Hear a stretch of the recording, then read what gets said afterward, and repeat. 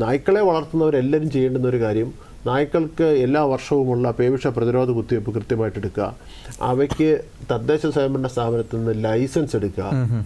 ഇത് രണ്ടും ഒരു കാരണവശാലും നമുക്ക് ഒഴിവാക്കാൻ പറ്റത്തില്ല. ഈ കാര്യത്തിൽ ഒരു കാര്യം കൂടെ പറയാം, നായയെ മാത്രമല്ല ധാരാളം പേര് ഇന്ന് പൂച്ചയെ വളർത്തുന്നുണ്ട്.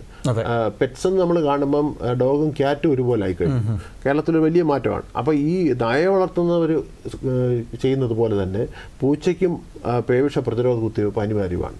അത് കാരണം നായ്ക്കളിൽ നിന്നുള്ളത് പോലെ തന്നെ പൂച്ചയിൽ നിന്നും പേവിഷബാധ മനുഷ്യരിലേക്ക് പകർന്ന നിരവധി സംഭവങ്ങൾ നമ്മുടെ സംസ്ഥാനത്തുണ്ടായിട്ടുണ്ട്.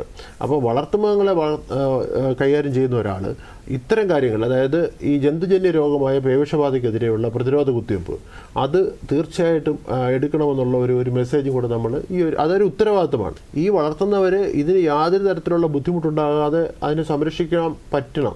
അതിനാവശ്യമായ ഭക്ഷണം കൃത്യസമയത്ത് കൊടുക്കണം, അതിന് കൂടൊരുക്കണം, അതിനാവശ്യമായ മറ്റ് പരിപാലനങ്ങളെല്ലാം ചെയ്തു കൊടുക്കണം.